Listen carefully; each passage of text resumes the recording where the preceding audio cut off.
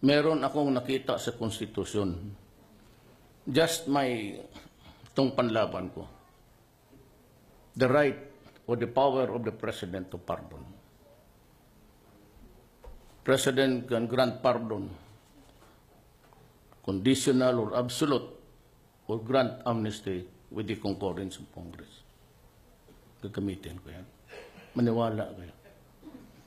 Kaya pagdating ng panahon, pag sabi arraignment, nakuha ka dyan. Maraming kopya yan. Pre-signed. Maski walang makasalanan, pwedeng kumuha dyan. Bigay mo sa judge. Absolute pardon.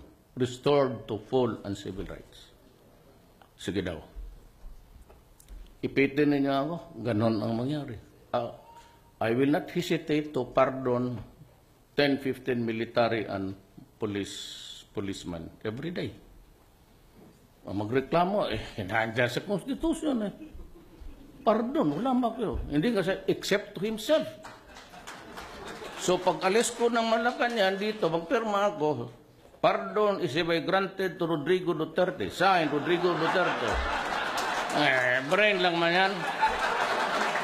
Basta bidista ka, mga graduate yan, Tineo-UP, wala yan.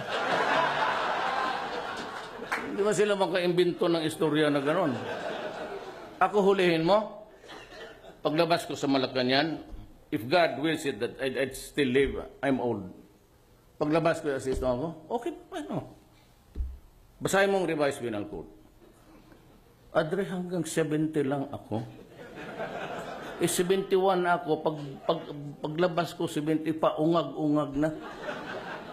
Tatalo ka ba dyan sa public opinion? Kawawa naman.